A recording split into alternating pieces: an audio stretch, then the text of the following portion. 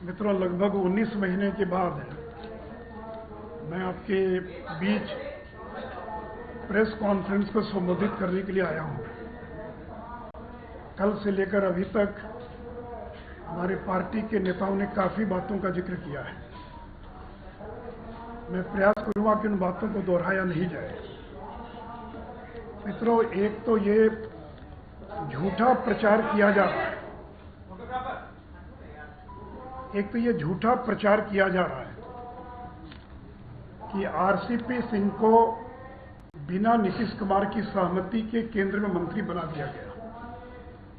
तो मैं आपसे स्पष्ट करना चाहूंगा कि जब 2019 में हमारी सरकार बनी, उसमें शिवसेना के 19 एमपी थे और जनता दल के केवल 16 एमपी थे। तो पार्टी ने तय किया कि एक मंत्री परिषद में हर दल को एक जगह दी जाएगी। तो कि जब हम शिवसेना को एक दे रहे हैं तो किसी अन्य को ज़्यादा देने का कोई सवाल ही पैदा नहीं होता था। तो केंद्र की सरकार ने, आदरणीय प्रधानमंत्री जी ने यह तय किया कि हर दल से एक व्यक्ति को मंत्री बनाया जाएगा। और जब जनता दल के नेता नीतीश जी से बातचीत की गई तो उन्होंने बाद में कहा कि हमारे दल में लोग किसी नाम पर एकमत नहीं हो पा रहे हैं, इसलिए अभी छोड़ दीजिए, बाद में देखा जाएगा। तो मैं फिर इस बात को दोहरा रहा हूं। उन्होंने कहा कि हमारे दल में किसी नाम पर सहमति नहीं बन पा रही है, इसलिए अभी छोड़ दीजिए, बाद में देखा जाएगा। और जब दूसरी बार मंत्रिपरिषद का विस्तार हो रहा था, उसमें स्वयं अमित शाह जी ने मुख्यमंत्री को टेलीफोन किया और कहा कि कोई एक नाम दे दीजिए। तो उन्होंने आरसीपी सिंह का नाम दिया और ये भी कहा कि देखिए, ललन जी थोड़ा नाराज होंगे, उनका भी ध्यान रखना पड़ेगा। लेकिन उन्होंने एक नाम दिया और वह भी नाम आरसीपी सिंह का था। तो जब उन्होंने एक नाम दे दिया, तब केंद्रीय मंत्रिपरिषद में उनको शामिल किया गया। तो इतना सफेद झूठ, इतना सरासर झूठ, इस प्रकार का झूठ कि आरसीपी सिंह को बिना पूछे बना दिया गया।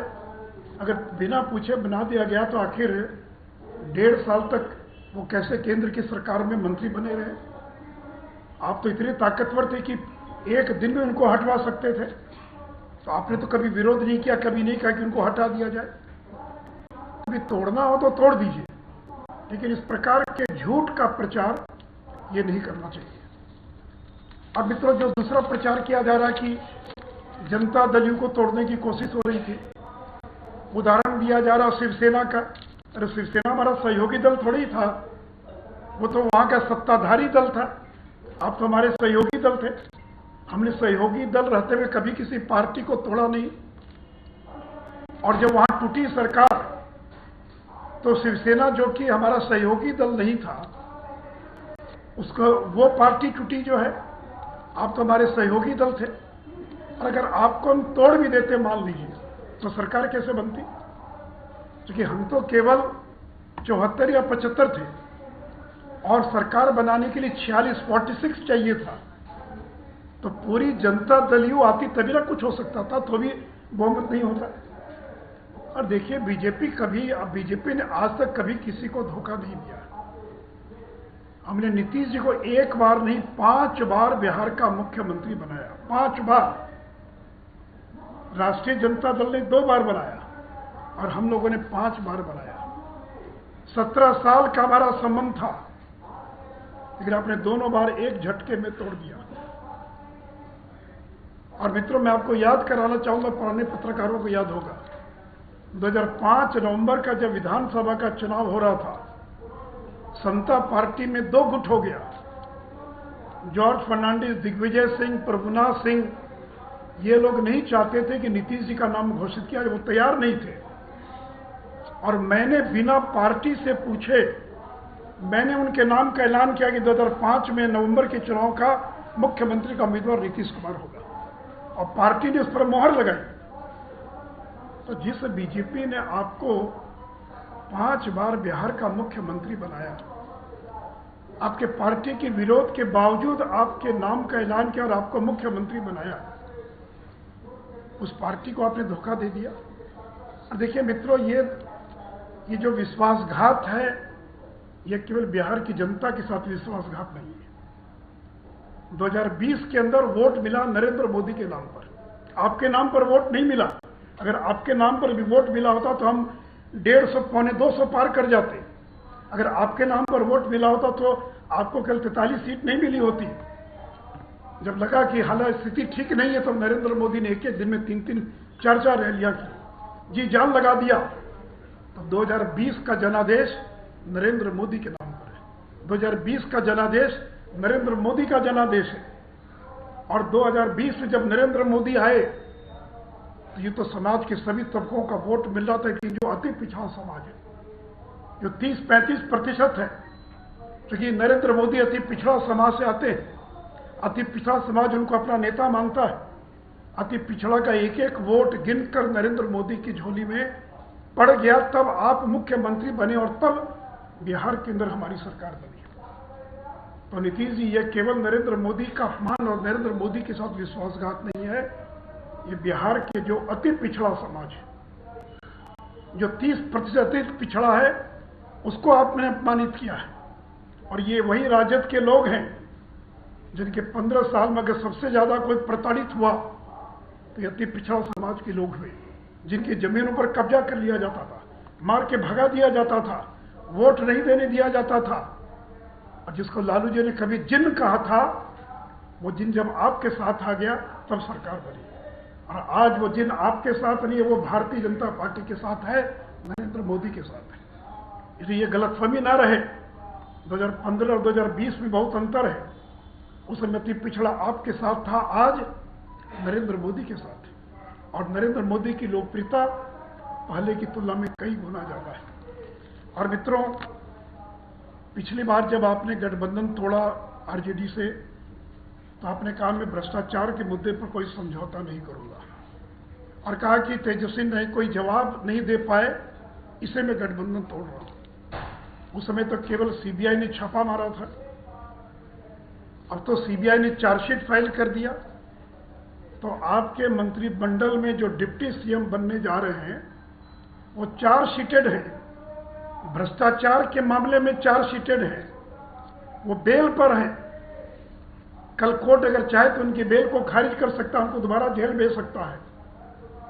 तो तेजस्वी यादव ये भ्रष्टाचार से जुड़े आईआरसीटीसी घोटाले के मामले में ये चार्जशीटेड है, ये बेल पर है, उनका ट्रायल शुरू हो गया है। और इतने पुख्ता सबूत हैं कि इस ट्रायल का परिणाम उनकी जेल जाने में भी हो सकता है, उनकी सजा के रूप में भी हो सकता है। तो आपकी मंशा क्या है? क्या आप राष्ट्रीय जनता दल को तोड़ना चाहते हैं? क्या आपकी साजिश है कि राष्ट्रीय जनता दल को तोड़कर और मैं बिहार का मुख्यमंत्री बना रहूं? लालू जी तो बूढ़े हो गए, बीमार रहते हैं, ये लड़का कब जेल चला जाएगा पता नहीं है। तो मित्रों, इसलिए मैंने कहा कि लालू जी ने कहा था पलटू राम, बीजेपी ने नहीं कहा था। इसलिए ये कल राष्ट्रीय जनता दल को भी धोखा दे सकते हैं। इसलिए राजद के नेताओं को भी और सावधान रहने की आवश्यकता है। मित्रों, उनकी महत्वाकांक्षा को लेकर बात हो रही है। मित्र, मैं आपको बताना चाहूंगा कि उनके नजदीकी लोगों ने कई बार प्रयास किया कि उनको उपराष्ट्रपति का उम्मीदवार घोषित कर दिया जाए। उनके लोग आए, हमारे नेताओं से मिले और कहा कि नीतीश जी को उपराष्ट्रपति बना दीजिए, बिहार में आप सरकार चलाइएगा आप लोग। लेकिन जब बीजेपी का अपना बहुमत है तो हम किसी दूसरे को क्यों उपराष्ट्रपति बनाते?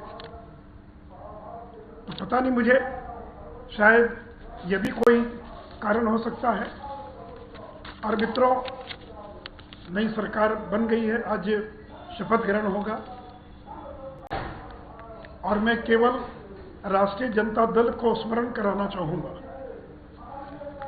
कि तेजस्वी यादव ने प्रेस कॉन्फ्रेंस में कहा था, अपने हर भाषण में कहा था और कहा था कि 15 वर्ष के एनडीए शासन में रिक्त पड़े 4.5 लाख पद भरने के साथ साथ 5.5 लाख स्थायी पदों का सृजन, कुल 10 लाख स्थायी नौकरियों की समयबद्ध बहाली की प्रक्रिया पहली ही कैबिनेट बैठक में पहले दस्तखत के साथ शुरू होगी। तो मित्रों, तेजस्वी यादव को इसी नाम पर वोट मिला, इतनी बड़ी संख्या में सीटों को जीतने में उनको सफलता मिली।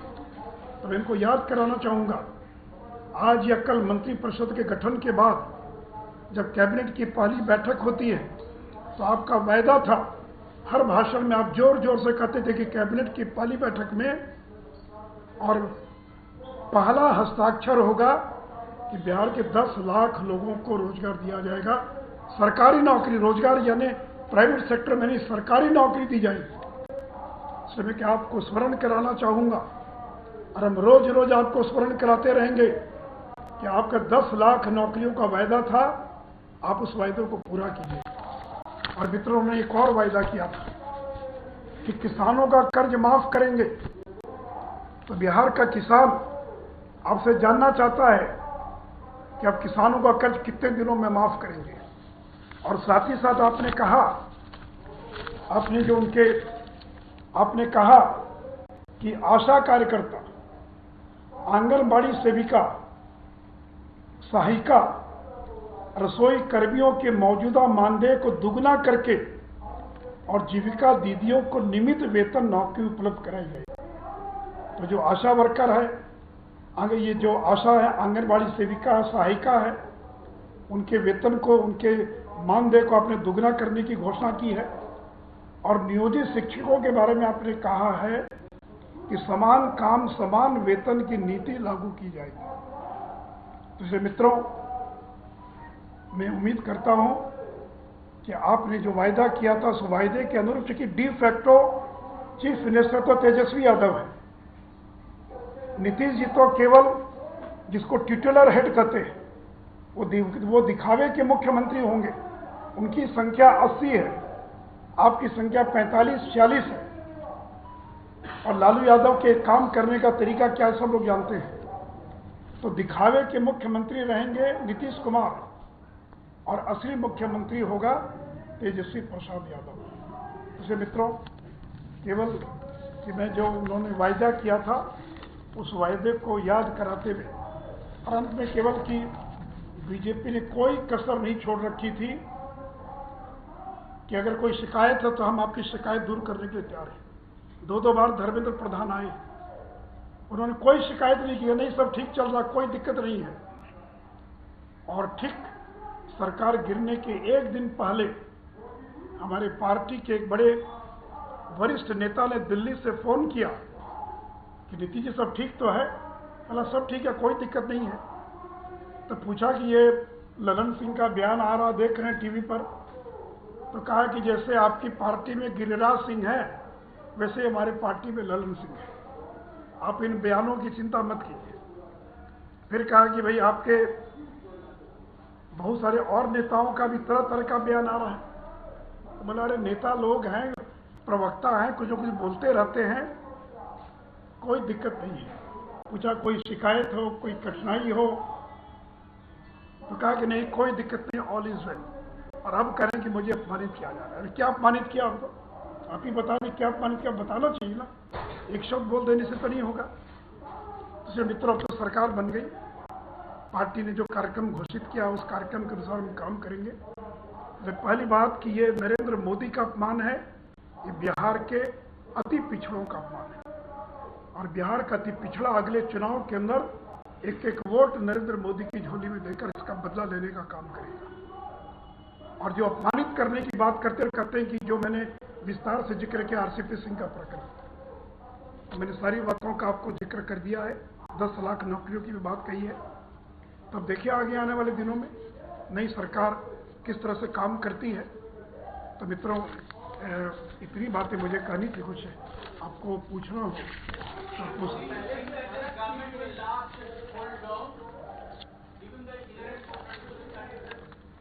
देखिए, अभी तक नीतीश जी के जो काम करने का तरीका है, ये तो मैं था कि निभा दिया 13 साल। ये तो शायद मेरे समय में भी सरकार गिर सकती थी, तो नीतीश जी 2-2.5 साल से ज़्यादा किसी के साथ नहीं चल पाते हैं, चाहे जॉर्ज फर्नांडीज हो, शरद यादव हो, आरसीपी सिंह हो, मैं एक दर्जन नाम गिना सकता हूँ। तो मैं कोई भविष्य वक्ता तो नहीं हूँ, लेकिन ये सरकार 2025 पूरा नहीं करेगी, ये मेरा पूरा विश्वास है। चलिए, मुझे और कोई उधर से। आपने एक बार बयान दिया था शिवसेना में कि हम किसी सहयोगी को तोड़ते नहीं, हम उनको हमेशा साथ लेके चलते हैं, लेकिन जो हमें तोड़ते हैं हम उन्हें छोड़ते हैं। उससे क्या कहेंगे आज के संदर्भ में? मैंने तो कह दिया ना भाई कि उनको तोड़ भी देंगे तो सरकार हमारी नहीं बनेगी ना। शिवसेना की इतनी संख्या थी कि तोड़े तो सरकार बन गई, तो तोड़ कर ऐसे मिलाने का क्या मतलब है? और हम क्यों तोड़ेंगे? ये तो देखिए, हम किसी को तोड़ेंगे नहीं। हम दो साल बचा लोकसभा का, हम उसका इंतजार करेंगे। और इनको ये जो लगता है कि 2015 में दोनों मिल गए थे तो हम लोगों ने बीजेपी को 54 पर पहुंचा दिया, तो बहुत समय बदल चुका है। नरेंद्र मोदी 2015 वाले नरेंद्र मोदी ने 2020 के नरेंद्र मोदी हैं, और बीजेपी की भी जो ताकत है 2015 वाली बीजेपी नहीं है, ये 2020 वाली भारतीय जनता पार्टी है।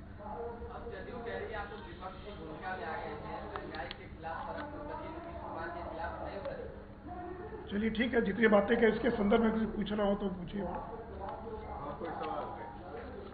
ठीक है, तो मित्रों बहुत बहुत धन्यवाद। और मैं अलग से कोई बात नहीं करूँगा जो है, नहीं तो सबसे बात करनी पड़ेगी। इससे मेरा आग्रह है कि जो अभी मैंने बातचीत की है इलेक्ट्रॉनिक मीडिया के लोग कृपया उसी बाइट का इस्तेमाल करेंगे तो ज़्यादा अच्छा रहेगा। हमको तो निमंत्रण नहीं है, और मुझे नहीं लगता किसी भी बीजेपी के व्यक्ति को जाना चाहिए।